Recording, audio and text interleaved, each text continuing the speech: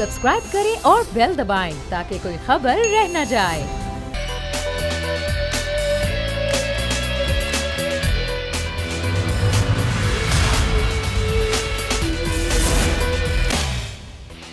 बिस्मिल्लाहिर्रहमानिर्रहीम, अस्सलाम वालेकुम। प्रोग्राम में मैं सुमैया रिजवान आपको वेलकम कहती हूँ। नाज़रीन, मुल्क में कोरोना फैल रहा है। जो शरह है कोरोना फैलने की वो 9.71% हो गई है, लेकिन जो अपोजिशन है वो मुसर है इस बात पर कि 13 दिसंबर में को जो लाहौर में जलसा है वो तो ज़रूर होगा। मरीम नवाज़ ने अब से कुछ देर पहले वो जाती उम्रा से निकली, लाहौर की गलियों में आई, उन्होंने लोगों को इकट्ठा किया, वहाँ पहुँच कर उन्होंने जो है वो खिताब किया और उनका यही कहना था कि मैं ख़ुद दावत देने के लिए आई हूँ। और वो उन्होंने लाहौरियों से गुजारिश की कि वो जो 13 दिसंबर को होने वाला जलसा है उसमें भरपूर शिरकत करें। सवाल ये है नाजरीन कि आखिर क्या चाहती है अपोजिशन? जिस तरह से कोरोना फैल रहा है, क्या इस बात का कोई अभी बनती है, ये बात बनती है कि अभी फ़िलहाल कोई जलसे, जुलूस, इज्तिमात किए जाएँ, लोगों की गैदरिंग इस तरह इकट्ठी की जाएँ? ये लोगों की सेहत के साथ समझौता क्यों करना चाहती है अपोजिशन? ये ज़िद है, अना है, ये क्या है? और अगर इसका आर्गूमेंट ये निकाला जाता है कि हुकूमत भी तो अपनी एक्टिविटीज़ कर रही है, जहाँ हुकूमत को मौका मिलता है वो भी कर रही है, तो यही बात हुकूमत पर भी जो है वो लगती है कि हुकूमत हो या फिर अपोजिशन। कोरोना को सियासी नहीं बनाना चाहिए, इस पर सियासत नहीं करनी चाहिए। एक मुसल्लम हकीकत है, कोरोना जिस तरह से फैल रहा है, अगर हर शख्स ने अपनी जिम्मेदारी अदा नहीं की तो फिर ज़ाहिर खमियाजा तो सबको भुगतना पड़ेगा। कोरोना ये देख कर तो नहीं होता कि अमीर है या गरीब है, कौन है, तो कोरोना तो किसी को भी हो सकता है। अब ज़ाहिर हुकूमत का क्या प्लान है, इसी पर बात करने के लिए मेरे साथ मौजूद हैं उस्मान सईद बसर साहब, मुझे मेरे साथ हैं पाकिस्तान तहरीक इंसाफ से, तर्जुमान है पंजाब हुकूमत के, बहुत शुक्रिया। और राना एहसान पाकिस्तान मुस्लिम लीग नून से मेरे साथ मौजूद हैं। सबसे पहले उस्मान साहब, मैं आपसे गुफ्तगू आगाज़ करूँगी। ज़ाहिर हुकूमत तो ये कह रही है कि हम परमिशन नहीं देंगे, परमिशन ना देना लेकिन रोकना असल चीज़ है कि रोका किस तरह जाएगा। अब ज़ाहिर जलसा होगा तो जलसा का सजेगी भी, वहाँ लोग भी आएंगे, पंडाल भी लगेगा, बल्कि उससे पहले से ही 2 रोज़ पहले से तैयारी वहाँ पर होना शुरू हो जाएगी। तो पंजाब हुकूमत का क्या प्लान है? आप लोग करेंगे क्या और रोकेंगे कैसे? ताकत के जरिए रोका जाएगा, वैसे मना किया जाएगा, क्या होगा? बिस्मिल्लाहिर्रहमानिर्रहीम। सुमैया, मेरे ख्याल में पिछले अब तो 1-2 हफ्ते से तवातर से आपके प्रोग्राम्स के ऊपर भी और पाकिस्तान के सारे टेलीविजन के ऊपर इस बात पे बड़ी शिद्दत से की जा रही है कि जब मुल्क के अंदर हालात ये हैं कि आज देखिए कल पंजाब लाहौर के अंदर जो हमारा एक फील्ड हॉस्पिटल था, जो कि हमने अल्हम्दुलिल्लाह बंद कोरोना की सर्च के बाद अब दोबारा उसको एक्सपो सेंटर के अंदर वो फील्ड हॉस्पिटल जो है उसको दोबारा से खोला है, क्योंकि नंबर ऑफ केसेस बहुत ज्यादा बढ़ रहे हैं। आप देखिए कि लाहौर के अंदर हमने स्मार्ट लॉकडाउन मुख्तलिफ इलाकों में ऑलरेडी किया हुआ है। इसके बावजूद जब मुल्क के अंदर कोरोना के इस तरह के हालात हैं, इस अपोजिशन का इसकी ये बदख्वाही नहीं तो और क्या है? ये अपोजिशन जो कि चोरी बचाने, अपने डाके को लेजिटिमाइज करवाने और एनआरओ के लिए तगोदो कर रही है। ये अपोजिशन जिसकी मेन 2 सियासी पार्टियों में से एक सिंध के अंदर हुकूमत कर रही है और सिंध के अंदर मुख्तलिफ जगहों पर लॉकडाउन, लेकिन वो पंजाब को तख्ता मश्क बनाए हुए है एक दूसरी अपनी पार्टी कहने पे, क्योंकि वो इक़्तिदार का नहीं है। अब पाकिस्तान के लोग इससे बिल्कुल वाज़ेह हो चुके हैं कि ये लोग अपनी चोरी बचाने के लिए फेटअप जैसे मुल्की मुफाद के कवानीन के खिलाफ भारत के हक में वोट भी दे सकते हैं। ये अपने लोगों की जान और माल पहले लूट चुके हैं, जान का तहफ़्फ़ुज़ भी यकीनी नहीं बना रहे और उसको भी खतरों में डाल रहे हैं। क्यों? कि अपने इक़्तिदार का मसला है, क्योंकि चोरी बचानी है, क्योंकि एनआरओ लेने के लिए हुकूमत के ऊपर दबाव डालना है। इसके अलावा इसका कतन कोई नुक्ता नजर नहीं है। हुकूमत इसके ऊपर वाज़ेह है। देखिए, जो डिजीज प्रिवेंशन एक्ट है वो पाकिस्तान के अंदर मौजूद है। सही। जो लोग उसकी खिलाफ वर्जी करेंगे, सही, उनके ऊपर कानून पूरी शिद्दत के साथ रूबे अमल होगा, उनके ऊपर एफआईआर का इंदराज भी होगा, उनको कानून के सामने खड़ा भी किया जाएगा। एफआईआर का इंदराज तो शुरू हो गया है बसर साहब। देखें, बात ये कि एफआईआर तो दर्ज हो रही हैं, मुकदमात दर्ज हो रहे हैं, बात ये कि उस दिन क्या होगा? इतवार के रोज जिस दिन 13 दिसंबर का दिन है, उस दिन रोका किस तरीके से जाएगा? वो तरीक़ा कार क्या होगा? क्या ताकत का इस्तेमाल किया जा सकता है? नहीं सुमैया, हम इनको रोकेंगे नहीं, इसलिए नहीं रोकेंगे जैसे हम कोई इनको रास्ते इनके नहीं रोकेंगे, लोगों को हम नहीं रोकेंगे, लेकिन जो लोग इसका इनकार कर रहे हैं उनके खिलाफ कानून के मुताबिक कार्रवाई की जाएगी। पॉइंट टेकन, यानी कि आप ये कह रहे हैं कि मुकदमा जरूर दर्ज होंगे, वो एक्ट के तहत, उस कानून के तहत जो कार्रवाई होगी वो अमल में लाएगी। Point taken. बाबर डोगर साहब हमें ज्वाइन कर चुके हैं, ब्यूरो हेड हैं लाहौर के। डोगर साहब जरा आप मुझे पहले बता दें, फिर मैं राना एहसान की जानिब जाऊंगी, ये क्या हो क्या रहा है अभी फिलहाल लाहौर में इस जलसे को रोकने के लिए? जाहिर है अभी उस्मान साहब तो कह रहे हैं मुकदमा दर्ज करेंगे, मुकदमा तो अभी भी दर्ज हो रहे हैं, लेकिन अगर ये जलसे को ताकत के जरिए रोकने का प्लान नहीं रखती हुकूमत, तो फिलहाल आपको क्या नजर आ रहा है लाहौर शहर में ये जलसा होके रहेगा इतवार के रोज?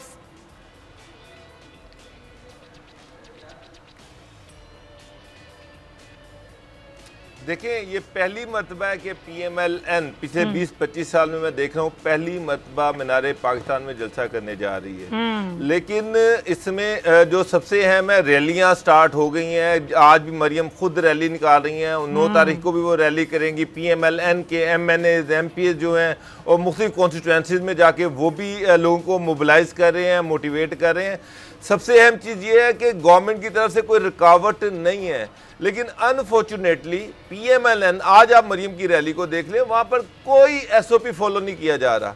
लोग मास्क नहीं पहन रहे, कोई सैनिटाइजेशन का निज़ाम नहीं है। कल उससे पहले जो एक राना मशहूद याद शादी पे जो पर्चा दर्ज हुआ है उसमें भी यही था कि SOPs की वायलेशन हो रही थी। लेकिन सबसे अहम चीज जो है वो ये है कि पंजाब गवर्नमेंट एक तरफ अपोजिशन पे तो पर्चे काट रही है। मेरा सवाल ये है कि मॉल्स में लोग जो है वो SOP की वायलेशन कर रहे हैं, शादी हालों में SOPs की वायलेशन की जा रही है, मार्केटों में SOPs की वायलेशन की जा रही है, लेकिन हुकूमत खामोश बैठी हुई है। कोई SOP जो है वो फॉलो नहीं करवाए जा रहे, कोई सख्ती नहीं है। तो लग ये रहा कि अपोजिशन तो बहरहाल लाजमी जलसा करेगी, हर सूरत में करेगी। और DC ने इजाज़त देने से इनकार कर दिया, इन्होंने बाकायदा इजाज़तनामा तलब किया था, लेकिन डिप्टी कमिश्नर ने इजाज़त देने से इनकार कर दिया। लेकिन PML, मेरी जो उनसे बात हुई है वो ये कि वो डिटर्मिन्ड है कि उन्होंने मीनारे पाकिस्तान में हर सूरत में जलसा करना है। और मुझे नहीं लग रहा कि गवर्नमेंट की कोई ऐसी पॉलिसी है कि उनको जबरदस्ती रोकने की कोशिश करे। यानी कि आप ये कह रहे हैं कि जलसा तो होके रहेगा, लेकिन राना एहसान साहब, पॉइंट टेकन बाबर डोगर साहब, राना एहसान साहब क्या जिद है, कोई अना है, इतना कोरोना फैल रहा है, क्या आप लोगों को अपने लोगों की, अपने वर्कर्स की, कारकुनान की सेहत, उनकी जिंदगी प्यारी नहीं है जो आप लोग उनको धकेल रहे हैं कोरोना में? इतने लोगों का मजमा इकट्ठा होगा, किसको कोरोना होगा, किसके ऊपर कोरोना किस तरह से इफेक्ट करेगा, क्या इस चीज का एहसास नहीं कर रहे आप लोग? बिस्मिल्लाहिर्रहमानिर्रहीम। सबसे पहले तो ये नोट कर लें कि पाकिस्तान में कोरोना की क्या पॉलिसी चल रही है। क्या बाजारों के अंदर SOP इम्प्लीमेंट हो रही है? क्या बाजारों में हजारों लोग अपने मामूल के मुताबिक जो है शोल्डर्स रब करते हुए शॉपिंग कर रहे हैं? क्या बसों के अंदर कोई SOPs इम्प्लीमेंट हो रहे हैं? किसी किस्म की कहीं भी SOPs इम्प्लीमेंट नहीं हो रहे और किसी किस्म की हुकूमत की कोई पॉलिसी नहीं है कोरोना के ऊपर। अगर है, ये खबर है कि 7 लोगों को ऑक्सीजन ना होने की वजह से हुकूमत ने कत्ल कर दिया पेशावर में, और ये वो हुकूमत है जो क्लेम करती थी कि हम पता नहीं कौन सी जो है वो रिफॉर्म्स लेके आ रहे हैं जो मुल्क को तब्दील कर देंगे और नया पाकिस्तान बना देंगे। 7 साल हुकूमत रही है KP की में, लेकिन ऑपोजिशन की अपनी भी तो कोई जिम्मेदारी है ना, आपकी अपनी जिम्मेदारी नहीं है? कारकुनान जो आपकी मोहब्बत में खिंचे आएंगे, इनको अगर आप कोरोना के हवाले कर देंगे तो इसका जिम्मेदार कौन होगा? लेकिन 2 चीजें हैं, हम बार बार यही कहते हैं कि एक तो हमने अपने कारकुनों को सख्त हदायत दी है कि वो मास्क पहने, हैंड सैनिटाइजर का अपनाएं, और हमने अपने मास्क डिस्ट्रीब्यूशन हर जलसे, हर रैली में, और ये जो लाहौर का भी जलसा होने जा रहा है इसके अंदर भी हम मास्क डिस्ट्रीब्यूट करेंगे और मेक श्योर करेंगे कि हम ज्यादा से ज्यादा जो है कोरोना के SOPs के ऊपर इम्प्लीमेंटेशन कैसे मेक श्योर करेंगे? प्रैक्टिकली तो ऐसा मुमकिन ही नहीं है, जब हजारों का मजमा होता है तो एक एक को देखना तो आसान नहीं होता। देखें, हम सारे एंट्री पॉइंट्स के ऊपर मास डिस्ट्रीब्यूशन का सिस्टम रखेंगे। अच्छा। अगर ये हमारे साथ मुल्तान जैसी हरकत करेंगे फिर तो नहीं हो सकेंगे SOP इम्प्लीमेंट, और फिर तो हालात शायद बेहतर, जिस तरीके से हम वहां भी नहीं कर सके, ना एंट्री पॉइंट था ना कोई गेट था, क्योंकि हुकूमत हमारे ऊपर हमला आवर हो चुकी थी। अच्छा। और एक रियासती गुंडागर्दी करते हुए उन्होंने हमें प्रॉपर प्लानिंग नहीं करने दी। लेकिन अगर ये प्रॉपर प्लानिंग करने देंगे लाहौर के अंदर और हम एंट्री पॉइंट्स के ऊपर मास्क डिस्ट्रीब्यूशन करेंगे, सैनिटाइजर करेंगे, तो वो सारे हम बेस्ट पॉसिबल तरीके से SOPs इंप्लीमेंट करेंगे। लेकिन आप यहाँ देख रहे हैं कि ये जो वजीर आजम इमरान खान है, जिसने आधे मुल्क को गरीब कर दिया है महंगाई करके, ये तो इसका ज़र्फ इतना है कि ये तो तड़ियां लगा रहे हैं और धमकियां दे रहे हैं जो कुर्सियां प्रोवाइड करने वालों को। ये तो साउंड सिस्टम वालों को तड़ियां लगा रहा है कि मैं उनको FIR जो है उन पे काट दूंगा। तो ये तो ज़र्फ है इमरान खान का। इस लेवल पे तो इमरान खान जो है वो ऑपोजिशन से डील कर रहे हैं। तो मैं समझता हूं कि अगर हुकूमत हमें इजाजत देगी प्रॉपर तरीके से जलसे को प्लान करने के लिए और रुकावट नहीं बनेगी, तो हम एंट्री पॉइंट्स के ऊपर, अगर हुकूमत परमिशन देगी तो एसओपीज पर अमल होगा, नहीं देगी तो एसओपीज पर अमल नहीं होगा। Simple is that. ये कहना चाह रहे हैं आप? नहीं, मैं ये कहना चाह रहा हूं कि हमारी पूरी कोशिश होगी, लेकिन अगर हुकूमत हमारे पे हमला आवर होगी, अगर रियासती गुंडागर्दी करेगी जैसे इन्होंने मुल्तान में किया, अच्छा। अगर आखिरी दिन कंफ्यूजन फैलाएगी, तो फिर कैसे एसओपीज इंप्लीमेंट, फिर कैसे एसओपीज पर अमल होगा? सही पॉइंट टेकन। बस ऐसा आप लोग कहते हैं एनआरओ नहीं देंगे। अब ये जो ऑपोजिशन है, ये जो पीडीएम है, 11 जमातों के साथ जो उन्होंने एक इत्तेहाद किया, ये तो कह रहे हैं हम इस्तीफे दे देंगे, और खुद मरियम कह रही हैं कि ये तो इत्तेफाक हो चुका था पहले ही एपीसी में कि इस्तीफे हम देंगे, और सब तैयार है इस्तीफे देने पर। अगर ये ऑपोजिशन जमातें इस्तीफे दे देती है, फिर आप लोग क्या करेंगे?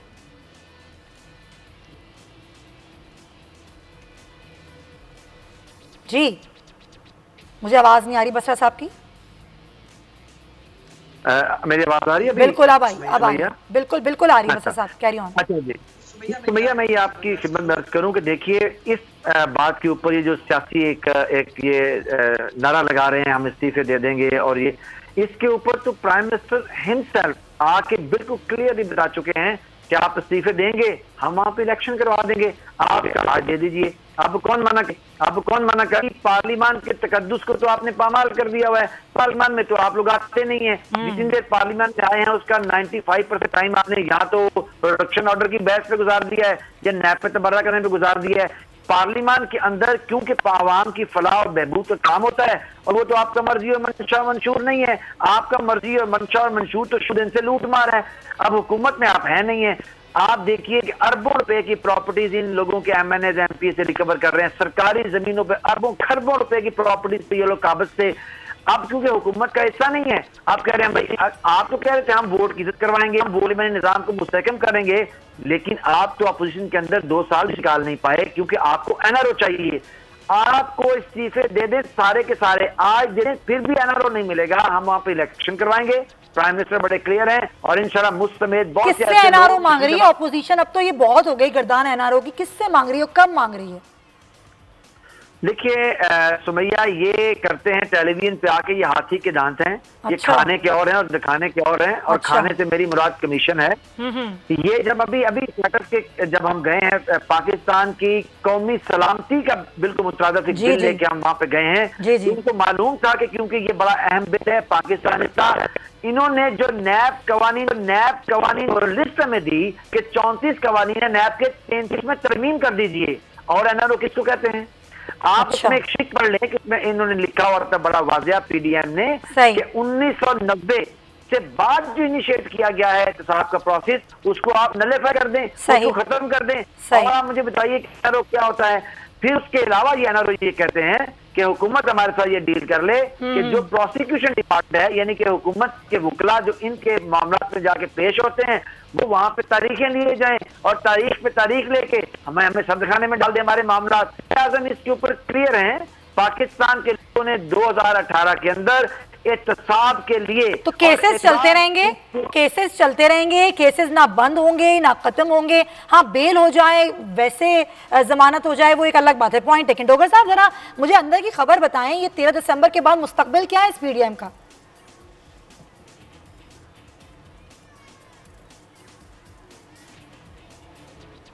देखें, कल पीडीएम का इजलास होने जा रहा है। इसमें मेनली तो लाहौर का धरना जो है, लाहौर का जो जलसा है, यही डिस्कस किया जाएगा। लेकिन जो सबसे अहम चीज़ है वो 13 दिसंबर के बाद की स्ट्रेटजी है। जो इतलात आ रही हैं वो तो यही है कि ये रावलपिंडी की तरफ मार्च करना चाह रहे हैं और उसी सिलसिले में स्ट्रेटजी बनाएंगे। अच्छा। अभी जो इस्तीफे हैं उसके हवाले से कोई अनाउंसमेंट नहीं की जाएगी। अच्छा। पहली बात तो ये है कि सारी पोलिटिकल पार्टीज में, खास तौर पर PMLN और पीपल पार्टी में कोई कंसेंसस नहीं है इस पर। और सेकेंडली एक कंट्रोवर्शियल इशू है जिसमें पार्टीज के अंदर अनरेस्ट हो सकता है, इख्तिलाफ राय हो सकता है। इस सेंसिटिव इशू को अभी नहीं छेड़ा जाएगा। मेन इशू लाहौर का जलसा है और रावलपिंडी की तरफ धरना है। इस पे भी अभी कंसेंसस डेवलप नहीं हो रहा कि तो धरना इस्लामाबाद जाना है या रावलपिंडी जाना है। तो मौलाना फजलुर रहमान या PMLN ये तो चाह रहे हैं कि रावलपिंडी की तरफ जाए,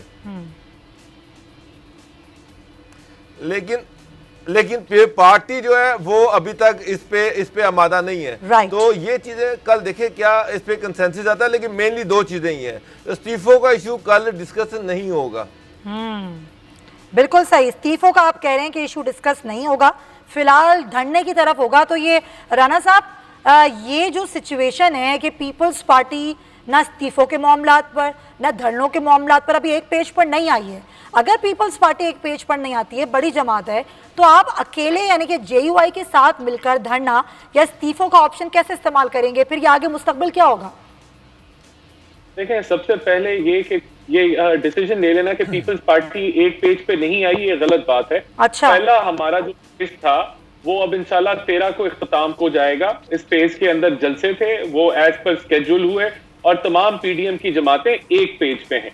और अब जो अगला लाएमल है इंशाल्लाह ताला वो भी डिस्कस होगा कल की मीटिंग के अंदर कि 13 के जलसे के बाद क्या लाएमल होगा, चाहे वो इस्तीफों का हो, चाहे वो जो है लॉन्ग मार्च का हो, जो पिंडी की तरफ हो, वो सारे एक यकजहती के साथ तय पाएंगे और फिर जो है वो उसके ऊपर अनाउंसमेंट होगी। ये कल ही अनाउंसमेंट हो जाएगी? नहीं, जरूर ये 13 के बाद ही हम डिसाइड करेंगे कि जलसे में अनाउंसमेंट होगा। देखिए, ये भी अनाउंसमेंट अगला फेज इंशाल्लाह ताला जल्द कल के बाद अनाउंस हो जाएगा कि अगला फेज हमारा क्या है, और 13 के जलसे में भी अनाउंस हो जाएगा अगला फेज। तो मेरे ख्याल से तब तक आपको इंतजार करना पड़ेगा। जहां NRO की बात आ रही थी, तो मैं ये क्लियर कर दूं कि FATF के बिल जितने भी पास हुए वो ऑपोजिशन की मुशावरत के साथ और उनकी सपोर्ट के साथ पास हुए। लेकिन यहाँ बदकिस्मती से ये एक ऐसी झूठी और भोंडी हुकूमत है कि इसने ऑपोजिशन को इस्तेमाल करके ऊपर फिर सियासत की और गंदे इल्जाम लगाए कि हम NRO मांग रहे हैं। लेकिन अब हकीकत ये है कि हम इनको NRO नहीं देंगे, ना चीनी चोरी पे, चीनी महंगाई पे NRO देंगे, ना आटा चोरी पे देंगे, ना अद्वियात दवाइयों की महंगाई के ऊपर NRO मिलेगा, ना इनको बिजली महंगी करने पे NRO मिलेगा, ना इनको जो इन्होंने गरीबों की तो फिर होगा क्या अगर नहीं मिलेगा? और आप कह रहे हैं हुकूमत को चलने भी नहीं देंगे, घर कैसे भेजेंगे? उसका तरीक़ाकार क्या सोचा हुआ है आप लोगों ने?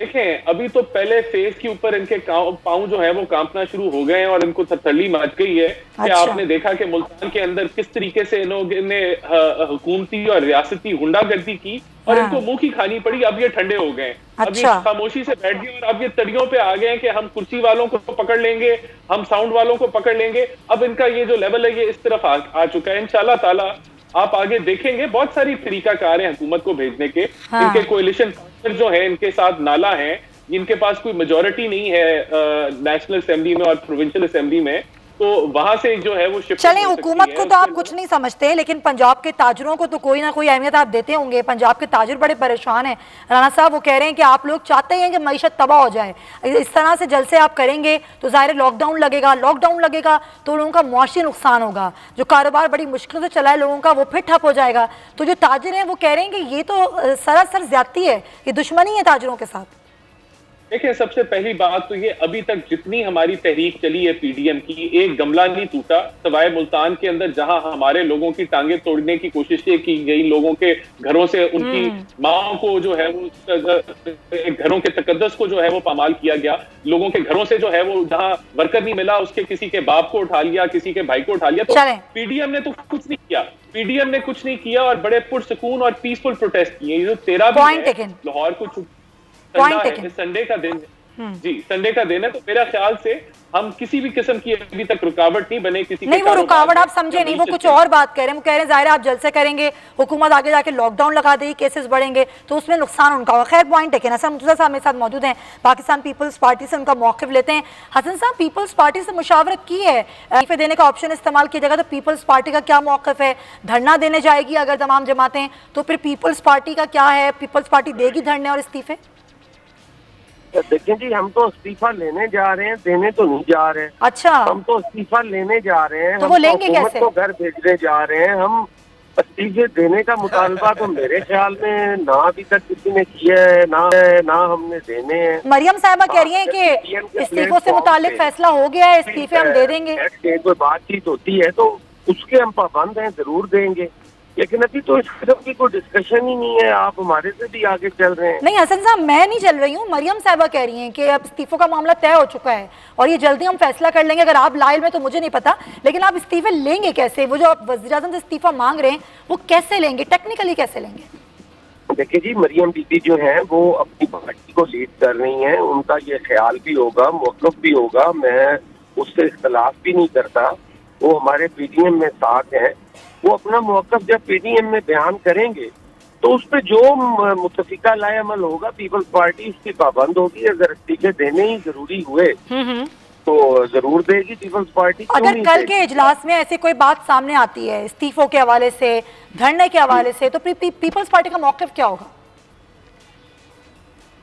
मैंने आपको पीपल्स पार्टी का मौक़िफ़ तो पहले बताया कि पाकिस्तान पीपल्स पार्टी तो इस्तीफा लेने निकली है। वो तो मेरी समझ में आ गया। नालायक ना है, हाँ। घर भेजने के लिए निकली है। हाँ। इस्तीफे देने के लिए तो वो तो कमजोर लोग देते हैं जी। अच्छा। हम तो आज भी ये समझते हैं कि पीडीएम जो है वो मेजॉरिटी में है। अच्छा। इनके पास हुकूमत के पास कोई मेजॉरिटी नहीं है। हुकूमत जो है वो जो मैंडेट लेके आई थी, नाम नहाद मैंडेट, वो भी वो हो चुकी है। उसने अपने मैंडेट के मुताबिक कोई काम नहीं। लेकिन हसन साहब, एक बात तो आप समझते हैं ना कि जलसों से हुकूमतें नहीं जाती, जाहिर है असेंबलियों से इस्तीफा देना होगा ताकि इलेक्शन करवाए जा सकें। अगर आप लोग इस्तीफे नहीं देंगे तो इस्तीफा तलब कैसे करेंगे? देखिए, जो पीडीएम के जलसे हैं यकीनन उससे हुकूमत तो नहीं जाएगी। हाँ। लेकिन एक अवेयरनेस तो पैदा हो रही है। अच्छा। इनकी चोरियां तो सामने हम ला रहे हैं। जो ये रोज डकैती करते हैं, कभी बिजली बढ़ाकर, कभी गैस बढ़ाकर, कभी किसी चीज का रेट बढ़ाकर, और वो हम इनकी चोरियां तो सामने ला रहे हैं। जो इन्होंने चोर चोर का वावेला किया हुआ था, कौन, कुछ ये तो पता चला है कि असल चोर है कौन, किसने डकैतियां की हैं। और ये सारी चीजें जो है अवामी राब्ता मुहिम है, इसमें हम लोगों के पास जा भी रहे हैं, एहतजाज भी कर रहे हैं। और आज जो कोई रिलीफ की बात अगर हुकूमत की तरफ से आती है तो वो पीडीएम का प्रेशर है कि वो जलसे कर रहे हैं और जुलूस कर रहे हैं। और हुकूमत, अगर हुकूमत ने इस दौरान आप लोगों से कोई बात करने की कोशिश की पीडीएम के प्लेटफॉर्म पर, तो आप लोग बात करेंगे हुकूमत से? किससे बात करेंगे जी? हुकूमत से। कोई बात करने वाला कोई हुकूमत हो तो उससे बात करे ना। अच्छा। यहाँ तो हुकूमत नाम की चीज ही कोई नहीं है जी। सही। किसी को टीवी से पता चलता है, किसी को बीवी से पता चलता है। जो हुकूमत चल रही है जादू टूने की हुकूमत है, वहाँ मुज़ाकरात किससे करने हैं जी? चले, आप कह रहे हैं मुज़ाकरात की कोई गुंजाइश नहीं है मौजूद। बहुत शुक्रिया सर मुर्तज़ा साहब आपका, और राना एहसान साहब आपका बहुत शुक्रिया।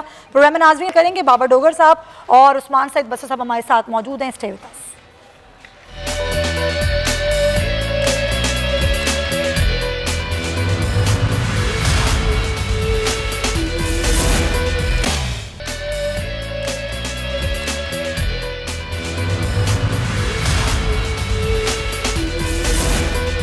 Welcome back. एक अहम खबर आ गई नाजरीन, एक फुटेज सामने आती है, एक वीडियो है जो कि वायरल होती है, बड़ी दिलखराश है, देख के बड़ी तकलीफ होती है। और वो वाक़या था फैसलाबाद का, और जहां पर एक बच्ची पर तशद्दुद किया गया।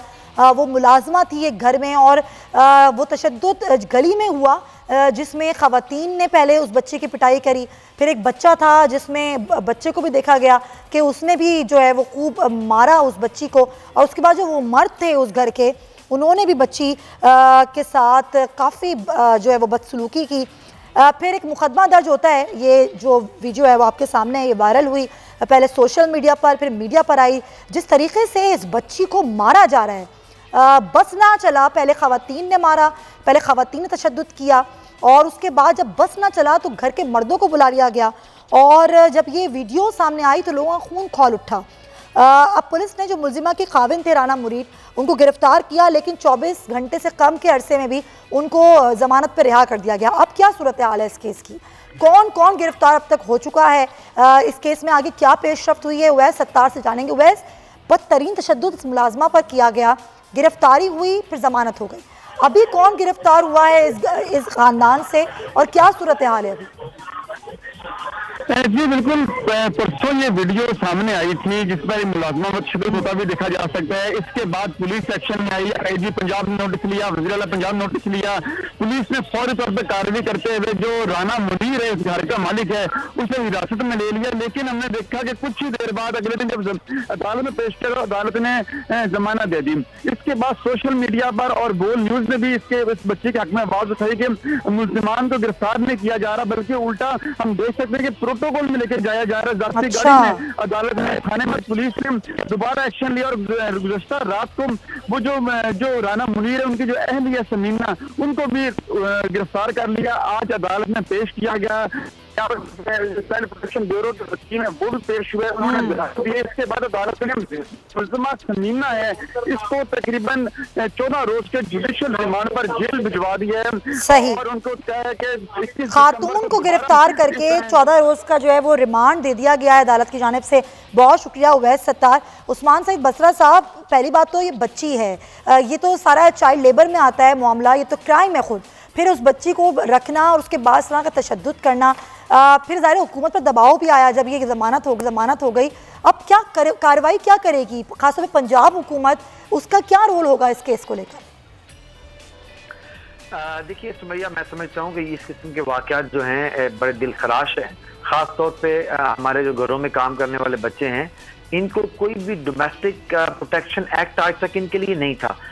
आपकी इस हुकूमत ने, जिसके सरबराह इमरान खान है, हम पाकिस्तान में पहले वर्कर्स नेस्ट लेके आए हैं, जिससे हम घरों में काम करने वाले बच्चों के हकने वाले तहफ़्फ़ुज़ का कानून बना चुके हैं। अच्छा। अब उस पर अमल दरामद अल्हम्दुलिल्लाह हो रहा है। अभी जो फैसलाबाद वाला वाक़या है, इसके अंदर देखिए जो हुकूमत जिम्मेदारी थी, यानी कि रियासत में फौरी तौर पे हमने एक FIR का इंदराज किया, उसके लिए कतन को डिले नहीं किया गया। जो लोग उसके अंदर नॉमिनेटेड थे उनको गिरफ्तार किया गया, अदालत से उनकी जमानतें हुई। लेकिन चाइल्ड प्रोटेक्शन ब्यूरो जो है पंजाब, उसने उसको कंटेस्ट किया है आज, और वो खातून जिनकी जमानत हुई थी उनकी जमानत कोर्ट से कैंसिल हो गई है। ये मैं आपको आज अच्छा, ये आज की अपडेट है सर। जब दबाव बढ़ा सोशल मीडिया पर, उससे पहले ना बच्ची का मेडिकल लीगल कराया गया, ना बच्ची का कोई बयान दिया गया, और उससे पहले उस शख्स की जमानत भी हो गई थी। देखिए, मैं आपको ये जो हमारे, क्योंकि मैं एक लीगल ऑर्बिट में भी काम करता हूँ, पाकिस्तान के अंदर जो कवानीन है खास तौर पे डोमेस्टिक वर्कर्स के लिए, ये कोई इतने फाल कवानीन नहीं है। और दूसरी बात ये है कि जो बच्चे घरों में काम करते हैं, हमारे भी घरों में जो लोग बच्चे काम करते हैं या बड़े काम करते हैं, इनको अपने उन हकूक का पता नहीं है। क्योंकि लेकिन देखिए एक तरफ तो आप एक मुल्क में इससे पहले, हमारे से पहले, इमरान खान के वज़ीर आज़म बनने से पहले, तहरीक इंसाफ की हुकूमत से पहले चाइल्ड प्रोटेक्शन एक्ट से मौजूद ही नहीं था। आप देखिए कि आज हमने अल्हम्दुलिल्लाह पंजाब के अंदर जो चीफ मिनिस्टर है हमारे, उनकी सरबराही के अंदर हम पाकिस्तान में पहली दफा ये कवानीन, तो ये एक्ट नाफिज हो चुका है, मतलब ये एक्टिव है, और इसके तहत क्या कार्रवाइयां हो रही हैं? आपका जो चाइल्ड प्रोटेक्शन ब्यूरो है जो पंजाब के अंदर, जो इससे पहले सिर्फ एक नमूदो नुमाइश के लिए एक इदारा था, हमारी जो अभी नई चेयरमैन हमारी गवर्नमेंट आने के बाद हमने उनको अपॉइंट किया है, सारा वो जबरदस्त इसमें काम कर रही हैं। अच्छा। आप देखिए कि घरेलू तशद्दुद, खासतौर पे जो मुलाजिमीन के ऊपर तशद्दुद है, छोटे बच्चों के, माइनर्स का, उसके हम होने वाले तमाम वाकयात को टेकअप करते हैं। बहुत से वाकयात तो सोशल मीडिया की जीनत बनते हैं, लेकिन एक बड़ी वाकयात हो रहे हैं और उसके अंदर सजा सोशल मीडिया पे पॉइंट नहीं हो रहे हैं। Point taken. आप कह रहे हैं कि ऐसे बहुत सारे वाकयात हैं जिसपे सजाएं भी हो रही हैं, लेकिन ज़ाहिर है वो हाईलाइट नहीं होते। चले, आपने बताया और ये बड़ी अच्छी बात है, बड़ी पॉजिटिव बात है, और अल्लाह करे कि आगे मुस्तकबिल में ऐसी कोई चीज़ ना हो। रुबीना इकबाल हमारे साथ मौजूद हैं, चाइल्ड प्रोटेक्शन ऑफिसर हैं। बहुत शुक्रिया रुबीना साहिबा। ज़ाहिर अभी हुकूमती मौके हमारे सामने आया, हुकूमत आपको कितनी मदद करती है जब एक चाइल्ड प्रोटेक्शन ब्यूरो होता है, वो बच्चों को किस तरीके से ना सिर्फ तहफ़्फ़ुज़ फराहम करता है, पहली बात। दूसरे, जो बच्चे चाइल्ड लेबर के ज़ुमरे में आते हैं, जो छोटे बच्चे घरों में या बाहर या दुकानों पे काम कर रहे होते हैं, और ऐसी कई फुटेजेस, ऐसी कई वीडियोज़ वायरल होती हैं। वापस आएंगे अपने शो पर और ज़ाहिर फैसलाबाद की ज़रूरत की बात करेंगे, लेकिन इस ब्रेक के बाद।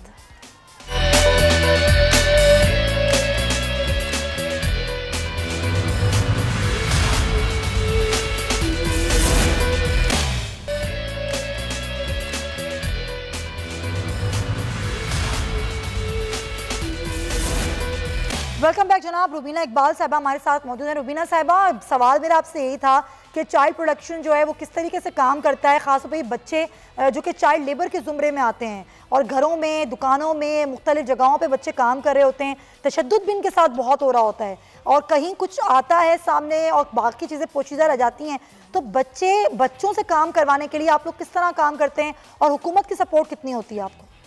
जी, सबसे पहले तो मैं ये बता दूं कि हम हुकूमत का ही एक इदारा है, तो ऑब्वियसली हुकूमत और सपोर्ट जो है वो इन बच्चों के साथ है। Child protection and welfare bureau जो है उसका जो जिम्मेदारी है कि ऐसे तमाम बच्चे जो किसी भी किस्म के वायलेंस का या जुल्म और ज्यादती का शिकार हो रहे हैं, उन पे फौरी तौर पे उन बच्चों को रेस्क्यू करें, अपनी कस्टडी में लें और उनकी सेफ्टी, प्रोटेक्शन और रिहेबिलिटेशन के लिए काम करें। और ऐसा कोई भी केस जो हमें रिपोर्ट होता है उससे हम फौरी एक्शन लेते हैं और बगैर किसी दबाव और बगैर किसी, लेकिन चाइल्ड लेबर ना हो उसके लिए पहले से काम करना जरूरी है कि बच्चों को काम पे रखना, जो छोटे बच्चे हैं उनसे काम करवाना और मेहनत मुशक्कत वाले काम फिर उन पर ज्यादती उनके साथ करना, उसको पहले रोकने के लिए आप लोग क्या करते हैं? जी, जो चाइल्ड लेबर है वो एक्चुअली लेबर डिपार्टमेंट का मैंडेट है। जिस वक्त इस पे लेबर इंस्पेक्टर जो होता है उनकी तरफ से FIR होती हैं और कार्रवाइयाँ होती हैं। हमारा रोल उस वक्त आता है जब ऐसा बच्चा जो लेबर पे है लेकिन उसके साथ अगर ज्यादती होगी, उसके साथ कोई वायलेंस हो गया, ऐसा कोई केस रिपोर्ट हुआ, तो फिर चाइल्ड प्रोटेक्शन ब्यूरो अपने एक्ट को सामने लेके आता है और उस वक्त जो है वो बच्चे के लिए हम लोग सामने आते हैं जहाँ उसके वालिदैन भी इसके साथ खड़े नहीं होते। तो अब ये जो बच्ची है इसके लिए अभी तक क्या कार्रवाई हो सकी है? ज़ाहिर ना ही इस बच्चे का मेडिकल लीगल हुआ, ना ही कोई बयान हुआ। इस तरह की कार्रवाइयों में हम देखते हैं कि कोताहियां सामने आती हैं, उस सिलसिले में आपका क्या किरदार होता है? जी, इस सिलसिले में ये हुआ है कि जैसा कि आपको मालूम है कि 5 दिसंबर को हमारी तरफ से FIR लॉन्च की गई थी और सेम डेट में ही जो मेन अक्यूज है राना मुनीर, उसकी गिरफ्तारी हो गई थी और बच्ची भी पुलिस ने रिकवर कर ली थी। हमारी टीम बच्ची को लेने के लिए जिस वक्त थाने पहुंची है उस वक्त जो मुतल्लिका थाना है उनकी तरफ से गफलत का मुजाहिरा किया गया है। हमारी टीम के हवाले बच्ची नहीं की गई और बच्ची को किसी प्राइवेट व्हीकल में बिठाकर उसके आबाई गांव साहिवाल छोड़ने के लिए स्पेशली पुलिस की खुद टीम गई है, जबकि हमारी टीम फैसलाबाद में उनके ऑफिस में बैठी हुई है। अच्छा। तो और उसका कोई मेडिकल नहीं करवाया गया, उससे कोई बयान नहीं लिया गया, जबकि लीगली जो है ये हमारा मैंडेट है। बच्ची जिस वक्त उनको मिल गई थी उन्हें चाहिए था कि वो बच्ची हमारे हैंड ओवर करते। हमारी टीम वहाँ मौजूद है, हमारी टीम ने उन्हें ब्रीफ किया कि बच्ची हमारे हवाले करें, लेकिन नहीं की गई। और इसमें हमारे ऑब्वियसली इससे फिर हमने ये किया है कि आज हमने कोर्ट में एक एप्लीकेशन जो है वो सबमिट करवाई है। ओवरऑल पूरा ब्रीफ किया है हमने एडिशनल सेशन जज जो चाइल्ड प्रोटेक्शन कोर्ट के प्रिजाइडिंग ऑफिसर भी होते हैं। अच्छा। और उनसे ये रिक्वेस्ट की है कि बच्ची को जल्द अज जल्द रिकवर किया जाए, उस बच्ची का मेडिकल करवाया जाए। आप चलें, ये बड़ी अच्छी बात है कि एप्लीकेशन तो आप लोग दायर कर दी गई है। बहुत शुक्रिया आपका रुबीना इकबाल साहिबा। और कर रही थी गुफ्तगू कर रही थी। नाज़रीन, अब प्रोग्राम के आखिरी हिस्से में मारूफ नात ख्वां जुनैद जमशेद की बात करेंगे, जिन्हें हमसे बिछड़े 4 बरस बीत गए। उनकी ज़िंदगी पर एक रिपोर्ट मुलाहिज़ा कीजिएगा।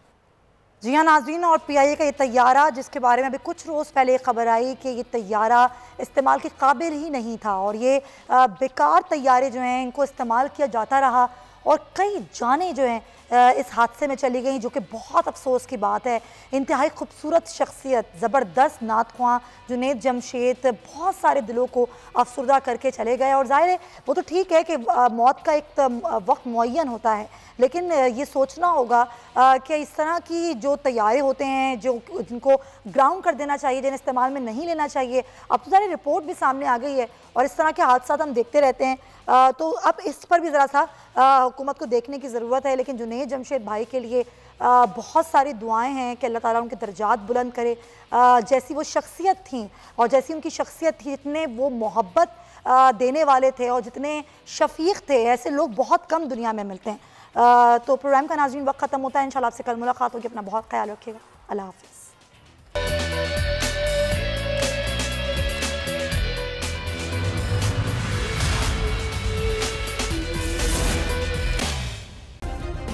सब्सक्राइब करें और बेल दबाएं ताकि कोई खबर रह न जाए।